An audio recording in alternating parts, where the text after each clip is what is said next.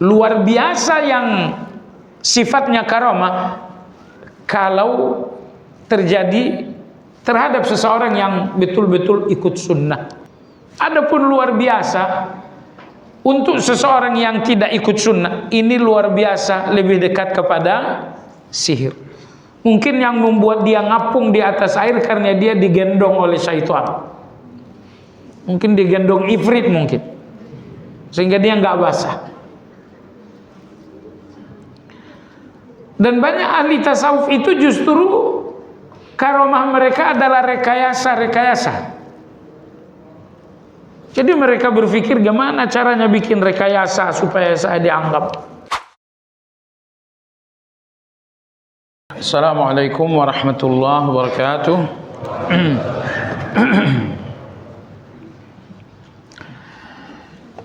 Innal hamdalillah nahmaduhu wa nasta'inuhu wa nastaghfiruh wa na'udzu billahi min shururi anfusina wa min sayyiati a'malina. Man yahdihillahu fala mudilla lahu wa man yudlil fala hadiya lahu. Wa ashhadu an la ilaha illallah wahdahu la sharika lahu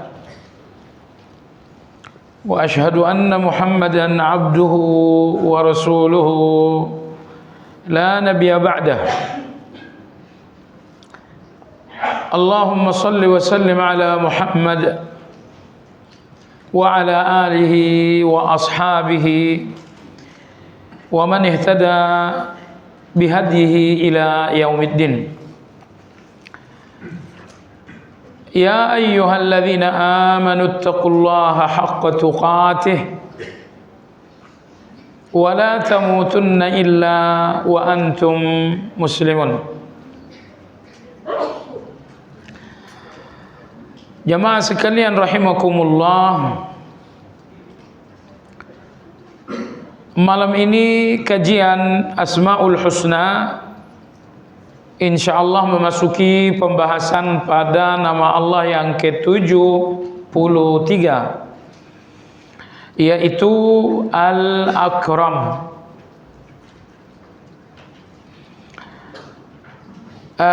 Nama Allah yang telah lalu adalah Al-Karim.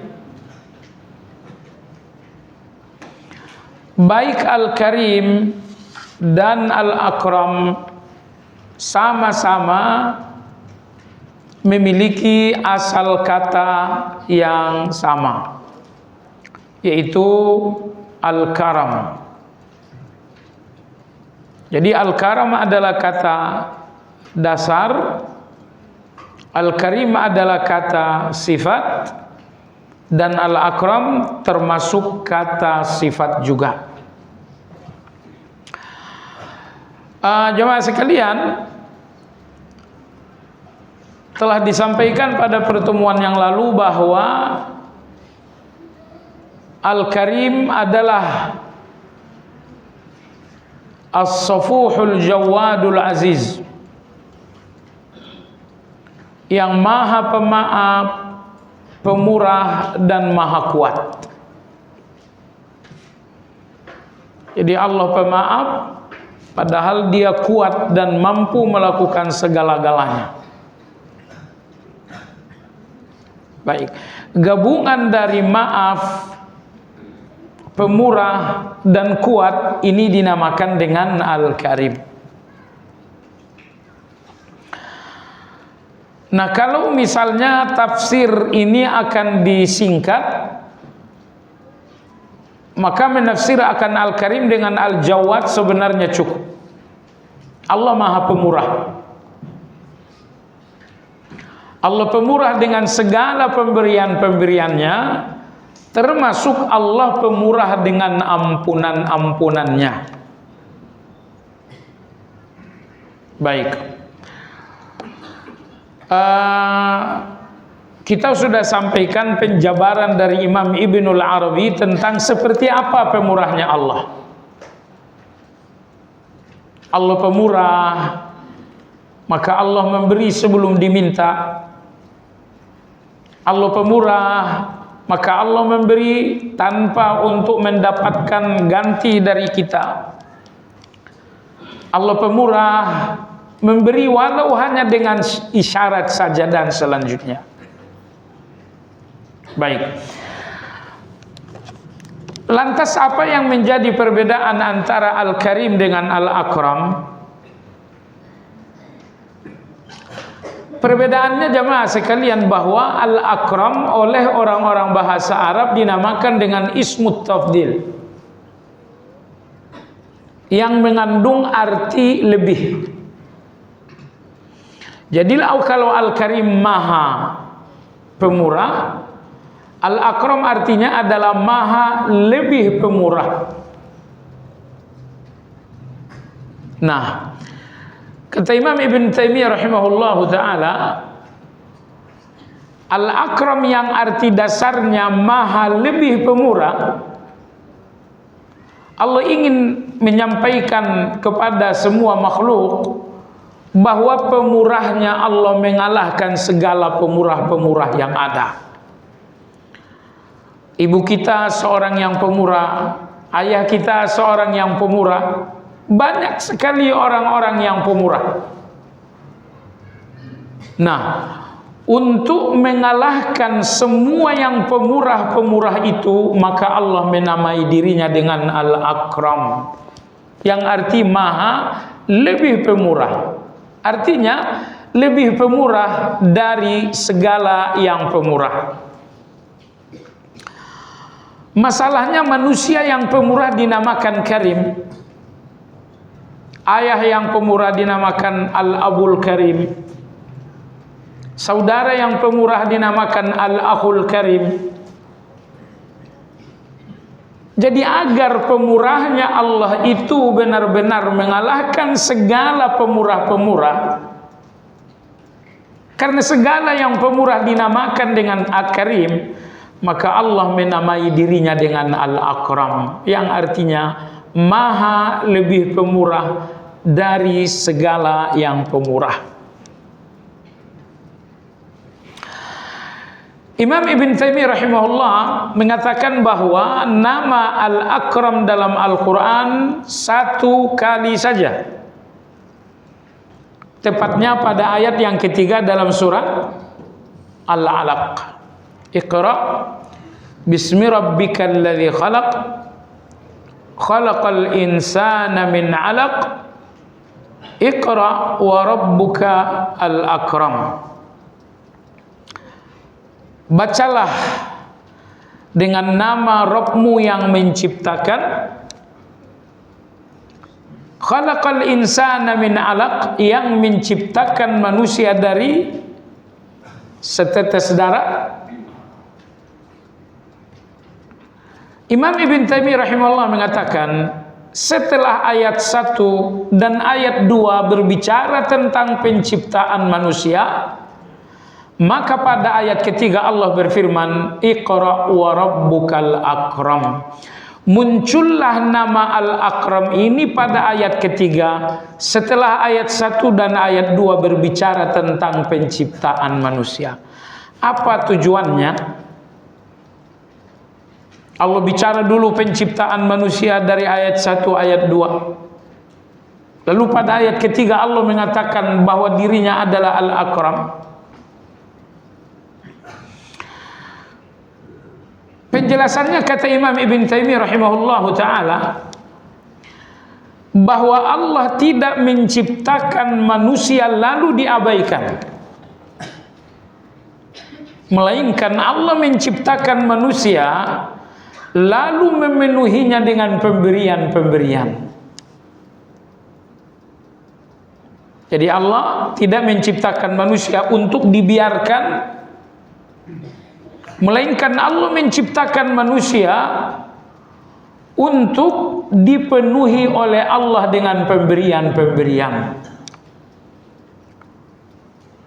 Inilah rahasia kenapa ayat 1 dan 2 berbicara tentang penciptaan, lalu pada ayat yang ketiga Allah menyebutkan Al-Akram, pemurah dan pemberi, Karena kata Imam Ibn Taimiyah, Allah tidak menciptakan manusia lalu dibiarkan, tetapi Allah ciptakan manusia untuk dipenuhi oleh Allah dengan pemberian-pemberiannya.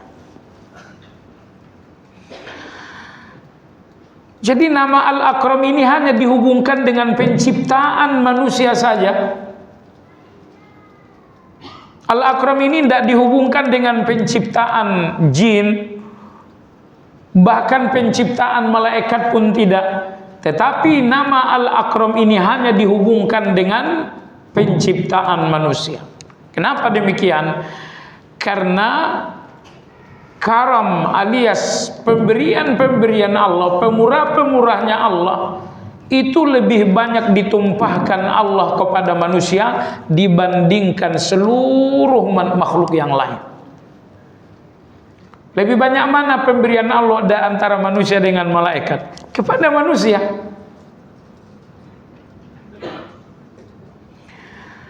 Maka secara umum Allah lebih mencintai manusia daripada malaikat. Setelah Allah ciptakan manusia, bukankah Allah suruh malaikat untuk sujud kepada manusia? Ketika Allah ingin memandatkan wahyunya di muka bumi, bukankah Allah memilih manusia? Nah, ketika manusia ini bersalah, berdosa, kemudian bertaubat, bukankah Allah sangat bergembira atas taubatnya manusia?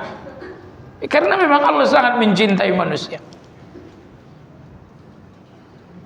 Nah, jadi coba lihat jemaah sekalian betapa spesialnya makhluk bernama manusia ini.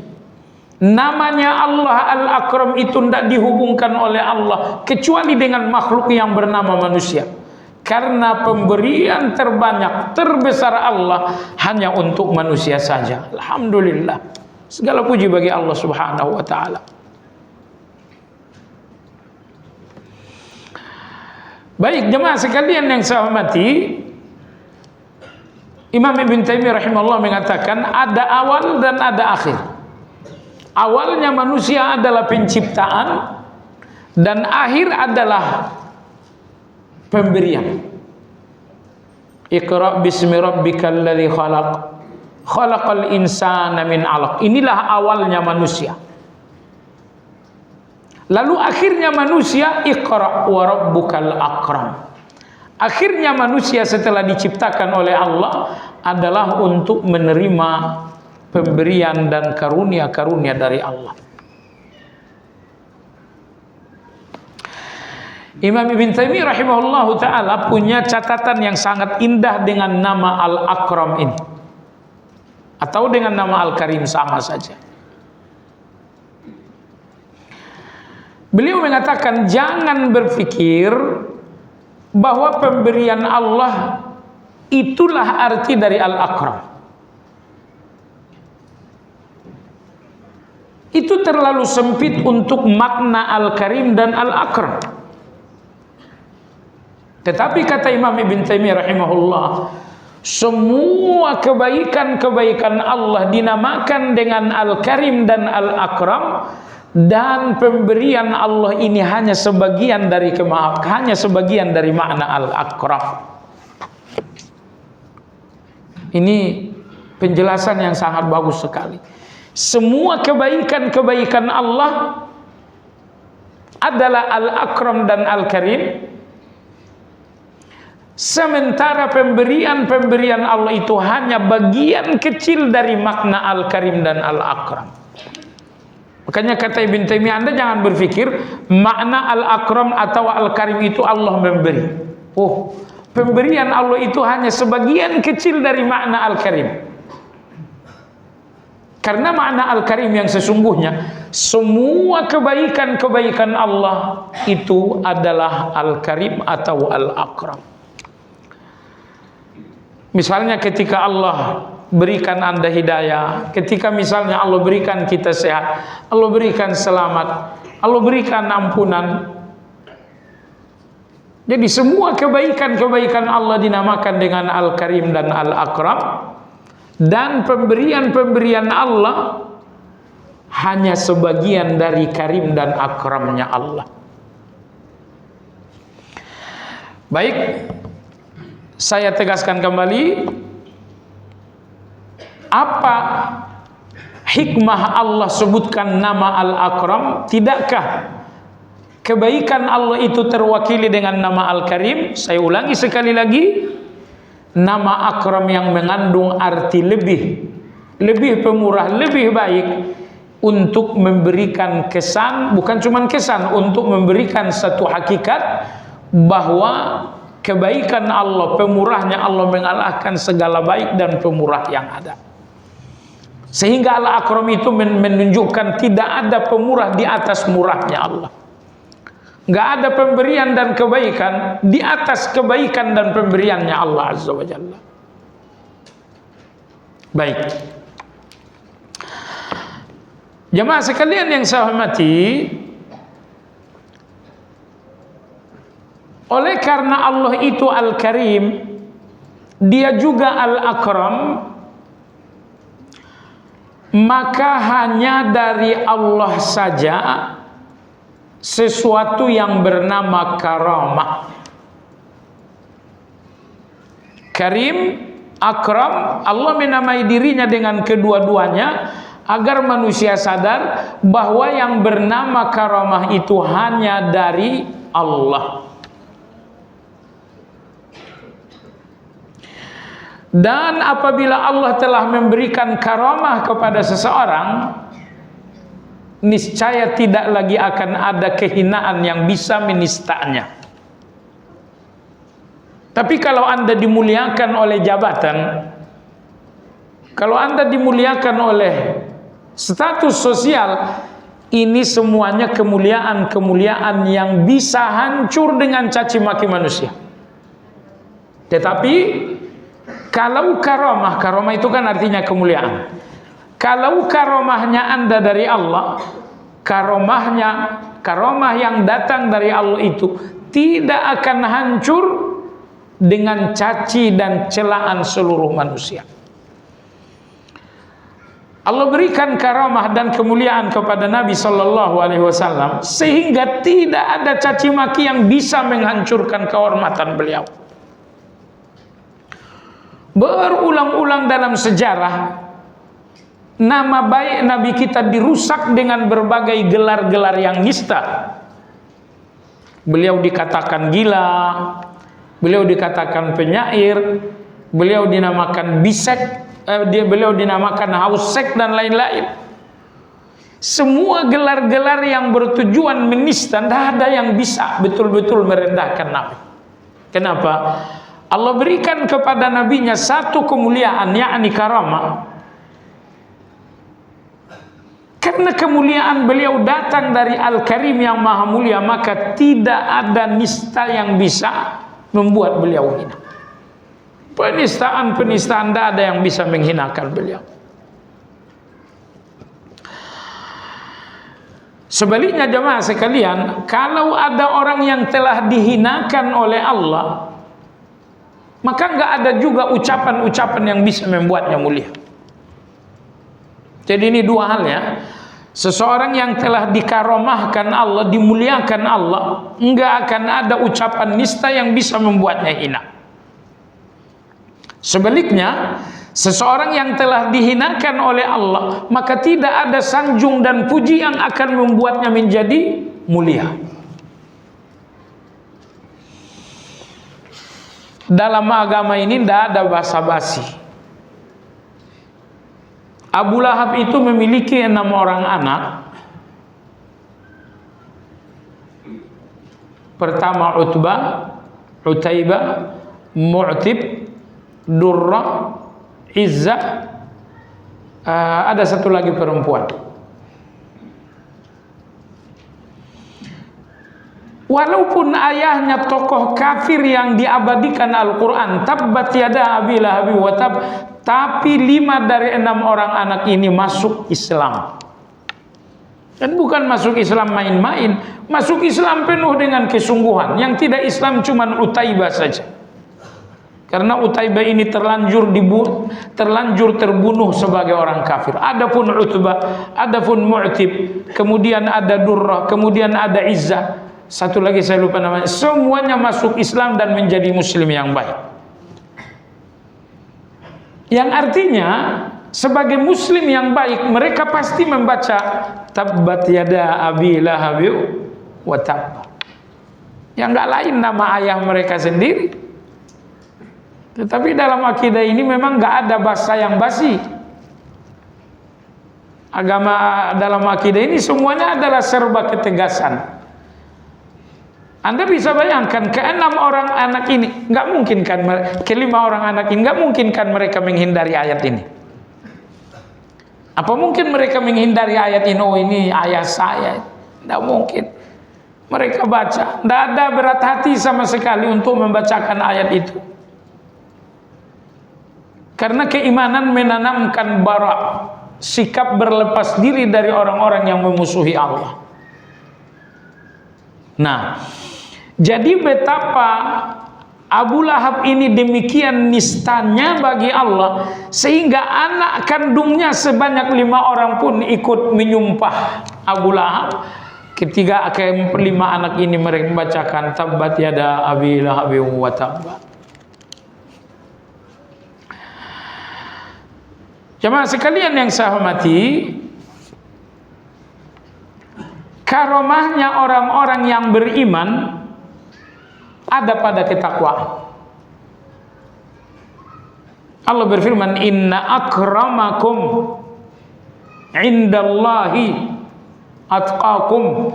Sesungguhnya orang-orang akramakum yang paling karamah, yang paling mulia di antara kalian adalah orang-orang yang paling bertakwa. Maka dengan takwa karamah akan tercapai. Tanpa takwa karamah nggak mungkin tercapai. Bahkan takwa Anda adalah karamah itu sendiri. Imam Ibn Taimiyah rahimahullah ta'ala mengatakan, karamah teragung adalah istiqamah dalam agama ini sampai wafat. Jadi Allah berikan Anda istiqamah sampai Anda wafat membawa agama ini ke depan Allah Azza wa Jalla. Itu karamah teragung, tidak ada karamah di atas itu lagi. Nah, jemaah sekalian yang saya hormati, kita ingin memberikan beberapa kaidah tentang karamah. Karena dalam memahami karamah ini ada beberapa kesesatan. Kesesatan yang pertama, kesesatan Mu'tazilah. Jadi secara umum begini, orang-orang dalam menyikapi karamah ini ada 3 golongan. Ada golongan yang sempit sampai tidak percaya karamah. Mereka adalah orang-orang Mu'tazilah. Dan ada orang yang sangat luas sekali, sampai-sampai yang bukan karamah pun karamah. Mereka adalah orang-orang Asy'ariyah dan orang-orang Sufiyah, termasuk orang-orang Syiah.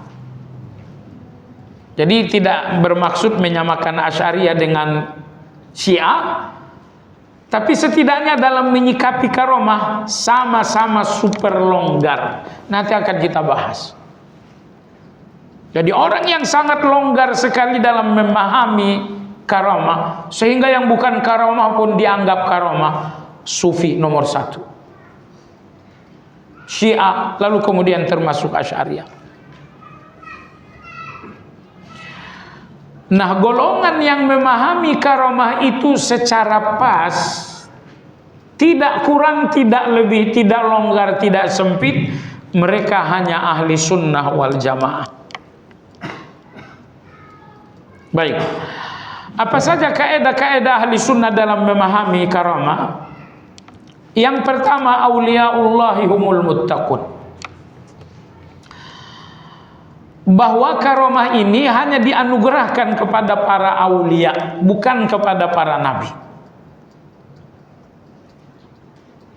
Lantas siapakah aulia itu? Aulia itu setiap orang yang bertakwa.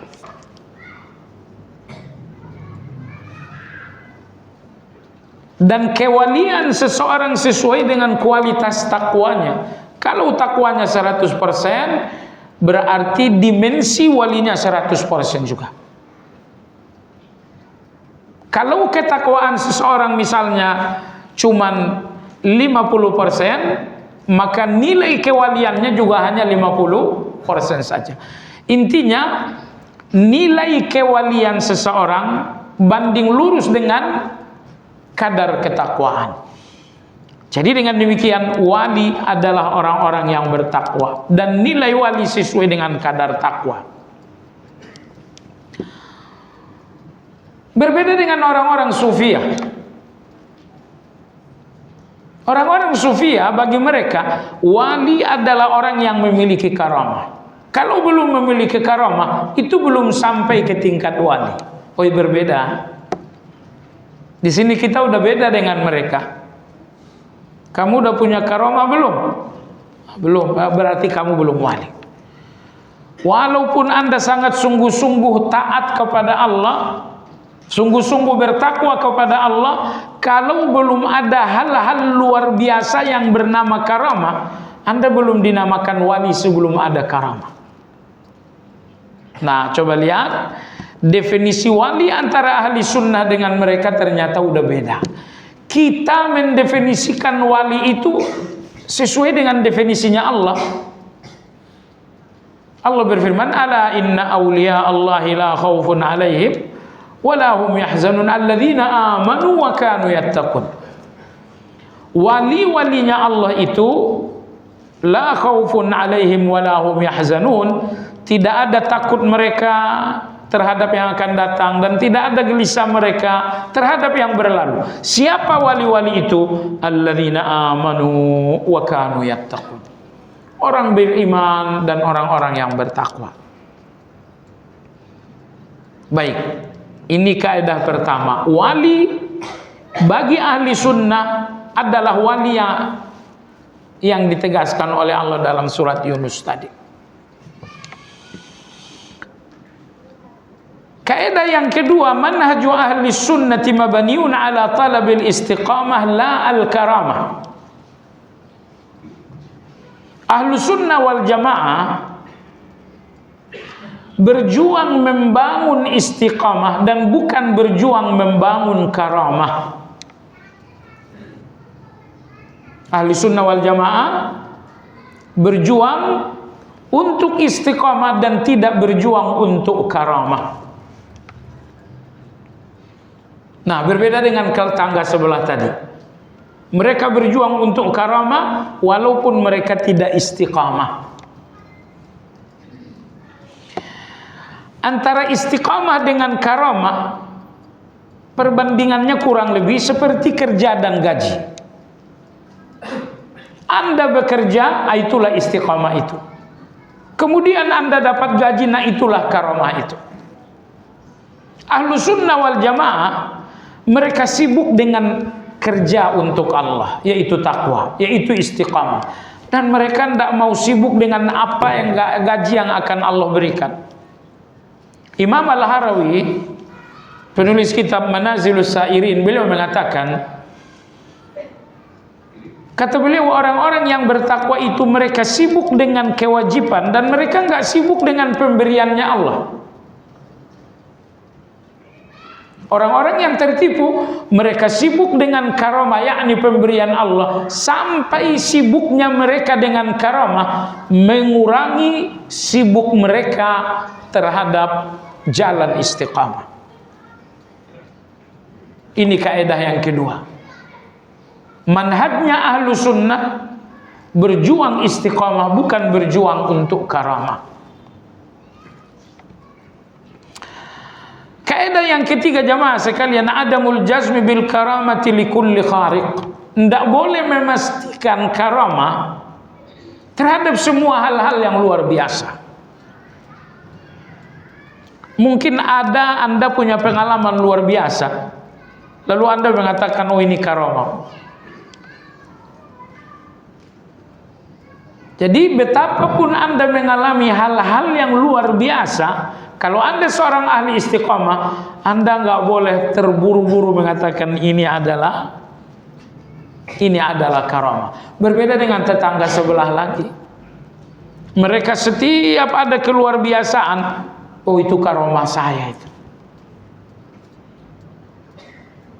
Nah, adapun ahli sunnah wal jamaah, betapapun telah terjadi hal yang luar biasa, betapapun telah terjadi sesuatu yang tidak logis, seorang ahli sunnah tidak akan terburu-buru memastikan bahwa itu adalah karamah.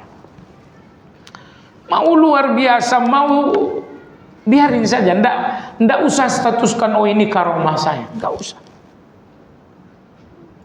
Jangan pernah dalam hati dan pikiran Anda memastikan kejadian luar biasa ini berarti karamah buat saya. Jangan. Itu bukan sikapnya ahli sunnah wal jamaah. Jemaah sekalian, kaidah karamah berikutnya yang keempat, la tastamilul karamatu ala tarki wajibin au fi'li haramin au iltizam ibadatin muayyanah. Di dalam karamah itu tidak ada pelanggaran berupa meninggalkan kewajiban ataupun melanggar menjalankan yang haram. Termasuk di dalam karamah itu pun tidak ada ibadah yang menyimpang dari sunnah. Jadi ini 3. Di dalam karamah itu tidak ada pelanggaran terhadap perintah, tidak ada pelanggaran terhadap larangan, termasuk di dalam karamah itu tidak ada ibadah yang di luar syariat.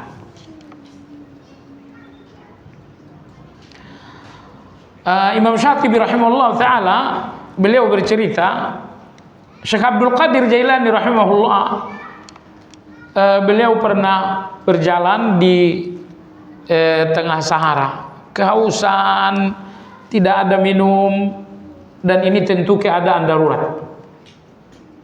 Hamba dalam keadaan darurat pasti doanya didengar oleh Allah. Maka karena situasi dahaga yang sangat darurat, Abdul Qadir Jailani berdoa, ya Allah berikanlah aku minum, aku kehausan.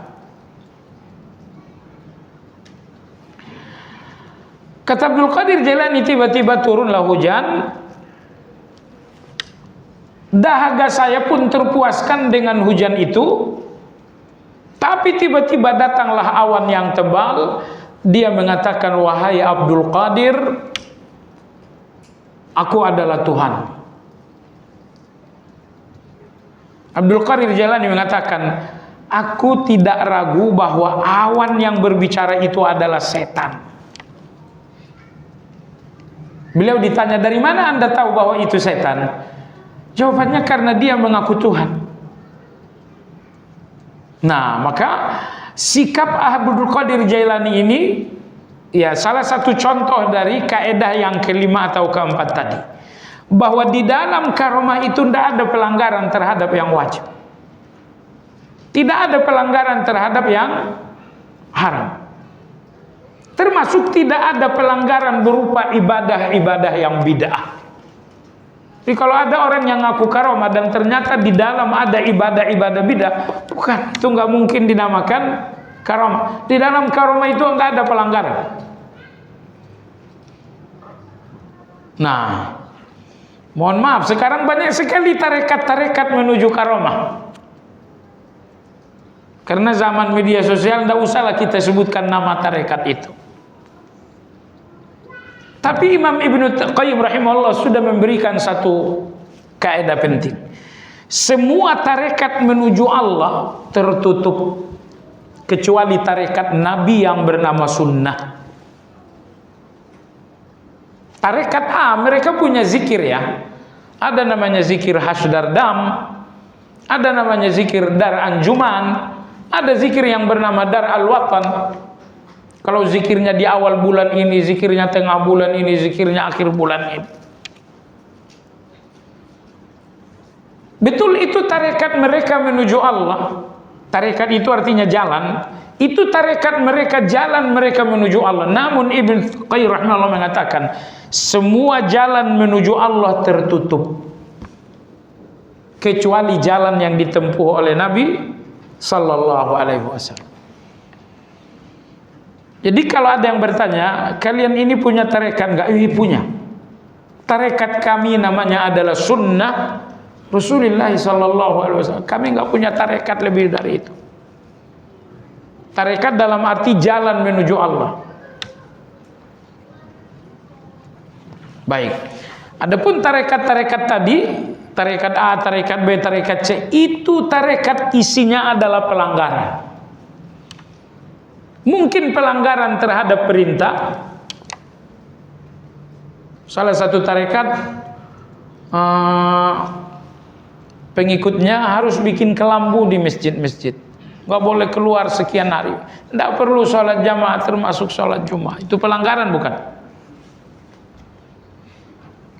Bahkan celakanya lagi, ini kelambu isinya bapak-bapak, ini kelambu isinya ibu-ibu. Masing-masing di masjid itu bikin kelambu-kelambu. Sekitar 5 tahun lalu saya pulang ke satu daerah, terjadi kasus yang tidak senonoh. Mereka yang berkumpul di masjid ini, istilah tasawufnya adalah suluk. Mereka sedang suluk dan masing-masing bikin kelambu-kelambu. Karena harus dikelambu kurang lebih 40 hari 40 malam. Ya laki tetap saja laki. Apa lakinya Anda hilang kalau sudah enggak? Qadarullah, laki-laki yang kelambunya di sini ternyata kelambu sebelah adalah perempuan. Terjadilah apa yang terjadi. Petir menyambar padahal nggak ada hujan. Nah baik jemaah sekalian, jadi sampai mereka mengurung diri di dalam kelambu-kelambu, tidak ada salat jamaah, bahkan juga mungkin tidak melakukan salat Jumat. Nah pertanyaannya, ini pelanggaran nggak? Oh ini pelanggarnya sudah. Tidak mungkin karomah itu mengandung pelanggaran.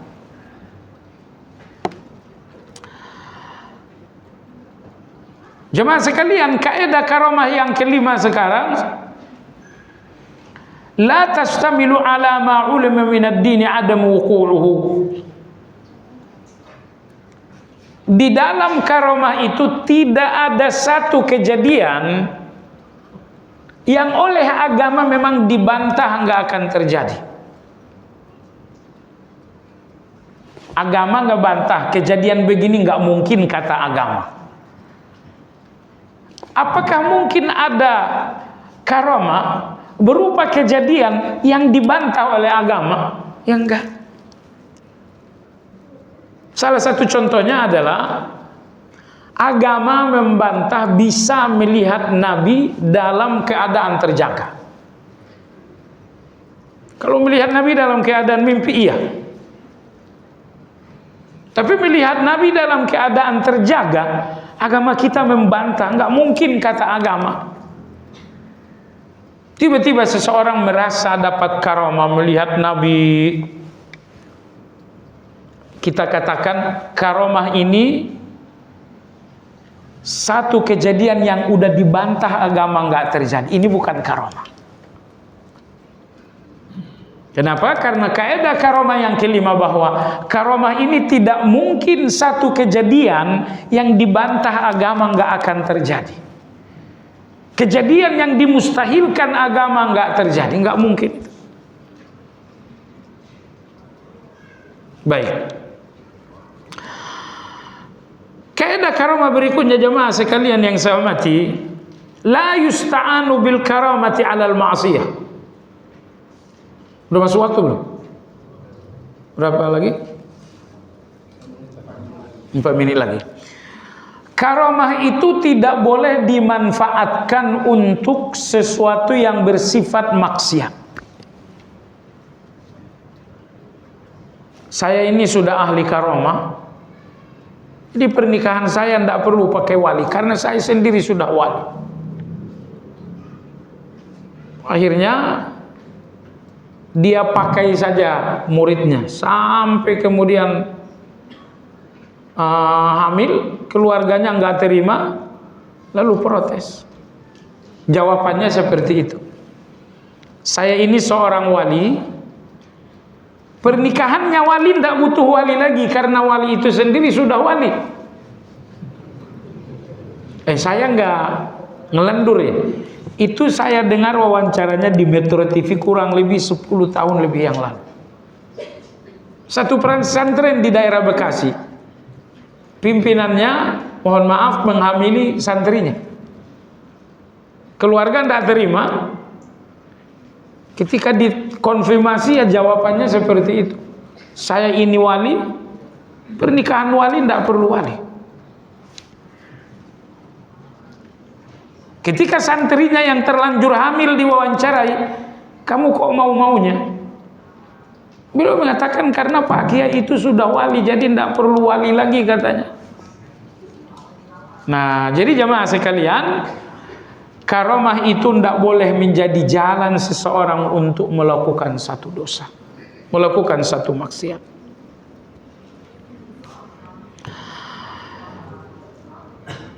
Kemudian kaidah berikutnya jamaah sekalian, mukjizat adalah untuk para nabi dan tidak mungkin menjadi karamah bagi para wali. Mukjizatnya Nabi Musa membelah laut. Mungkinkah ada seorang wali yang punya karamah seperti itu? Tidak mungkin. Nah, disinilah kekeliruan orang Asy'ariyah. Orang-orang Asy'ariyah, tadi sore saya baca penuturannya, ditulis oleh Imam Abu Bakar Al-Baqillani. Beliau salah satu tokoh penting dalam aliran Asy'ariyah.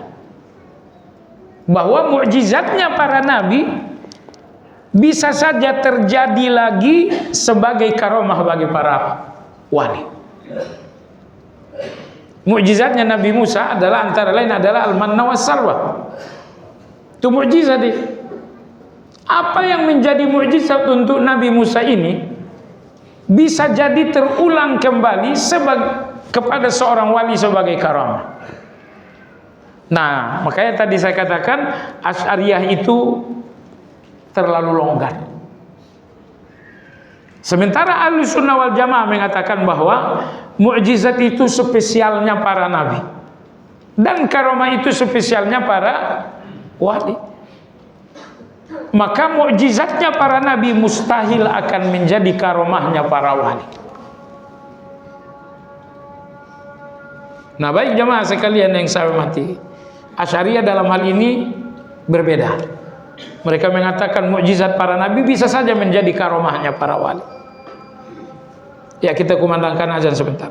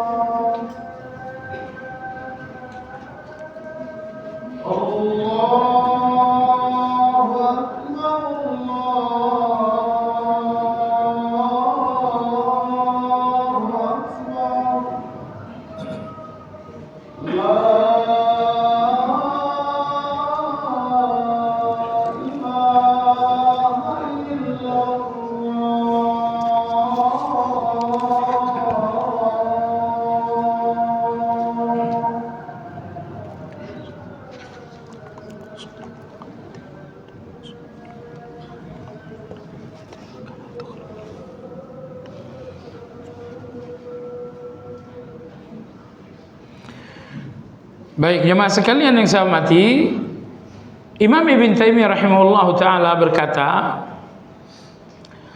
kenapa karamah di zaman tabi'in lebih banyak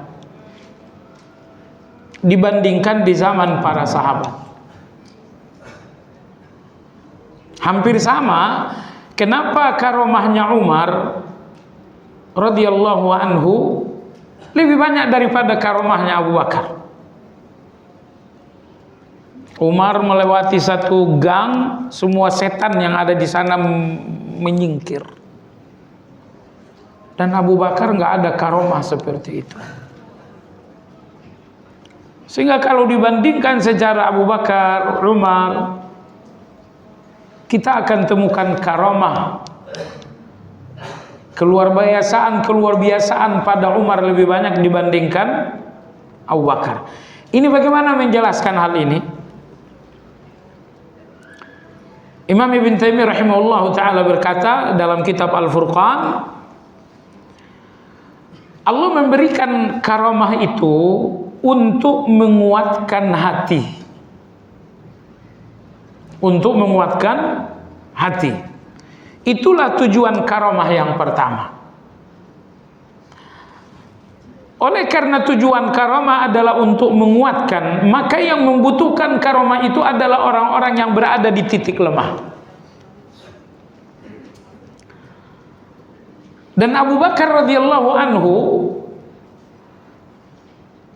seorang umat yang imannya persis di bawah imannya Rasulullah SAW dari kalangan umat.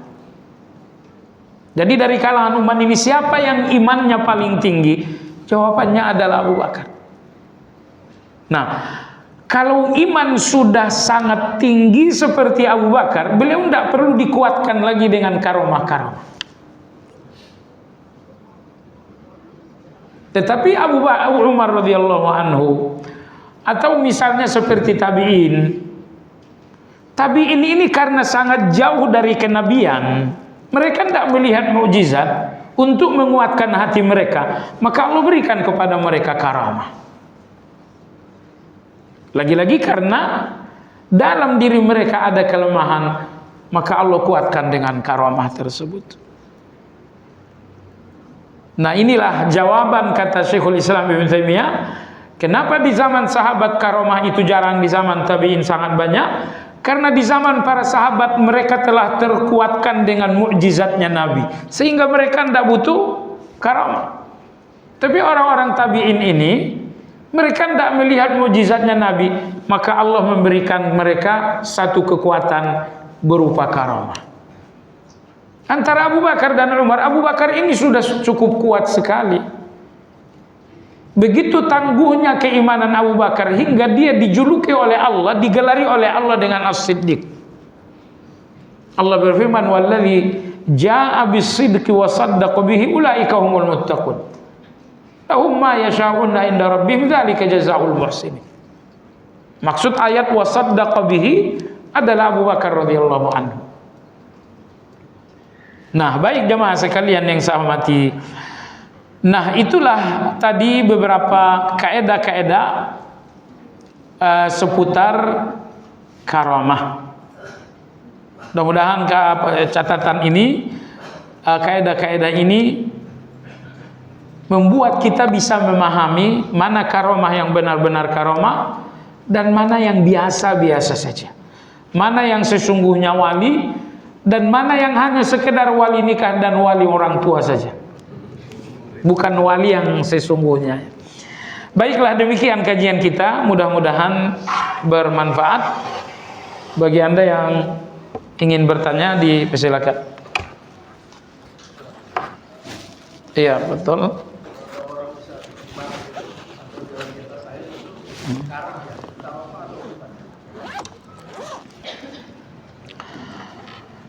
Imam Abu Yazid Al-Bustami, beliau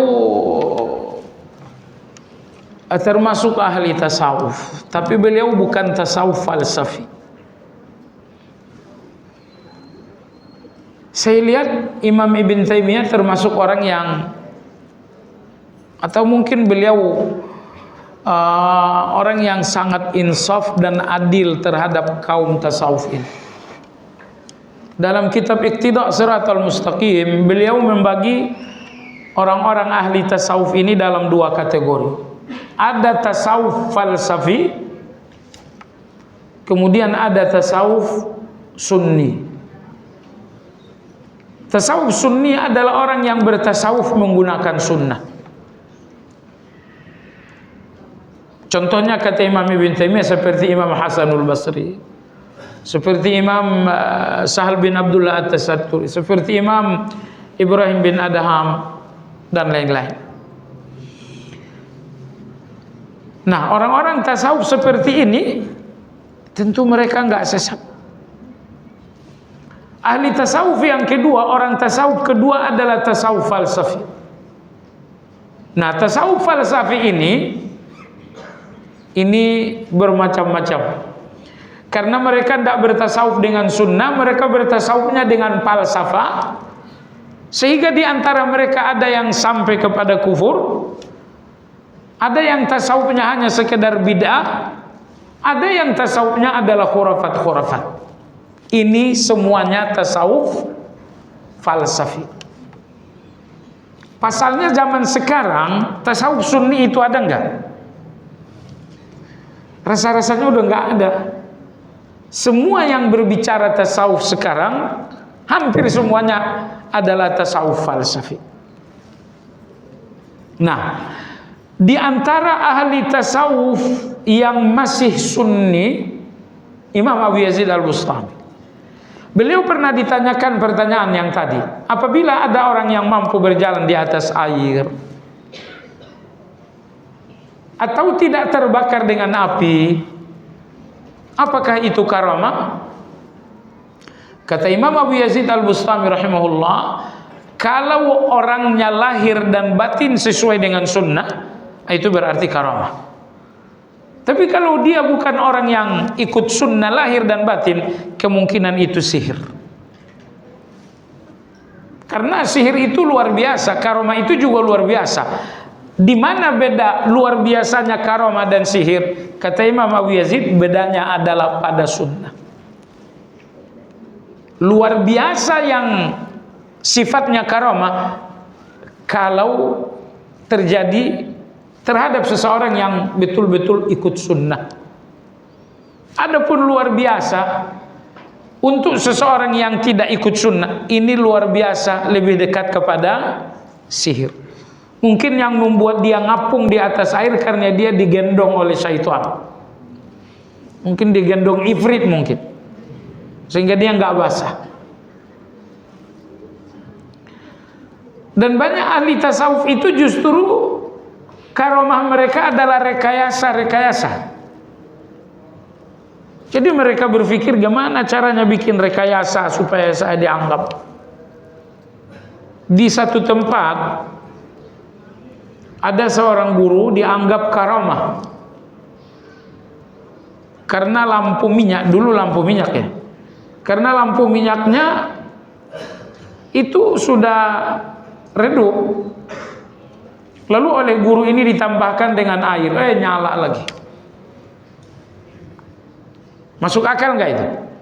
Masuk akal. Ketika lampunya udah mau redup, itu berarti karena sumbunya sudah pendek, minyaknya di bawah, nggak nyambung lagi sumbu dengan minyak, hampir redup. Maka oleh sang guru diambil air, diisi air supaya minyaknya naik ke atas. Begitu minyaknya naik ke atas, nyambung lagi dengan sumbu sehingga terang lagi. Lalu orang-orang mengatakan, oh ini karamah, padahal masih sangat luar biasa, masih biasa sebetulnya, bukan luar biasa. Di mana luar biasanya tuh? Baik, jadi gitu ya. Jadi apa yang dikatakan Abu Yazid ini kaidah buat kita. Siapapun tokoh agama yang disebut-sebut berkaramah,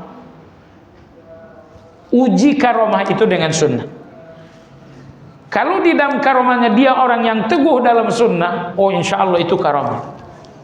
Tapi kalau dengan karamahnya ternyata dia orang yang banyak berbid'ah ria, tidak ikut sunnah Nabi, ini bukan karamah. ini kemungkinan besar adalah sihir. A'udzubillah. Demikian disebutkan oleh Imam Abu Yazid Al-Bustami rahimahullah ta'ala. Ya, kita sudahi dengan zikir kafaratul majlis. Subhanakallahumma wa bihamdika asyhadu an la ilaha illa anta astaghfiruka wa atubu ilaik. Alhamdulillahi rabbil alamin. Assalamualaikum warahmatullahi wabarakatuh.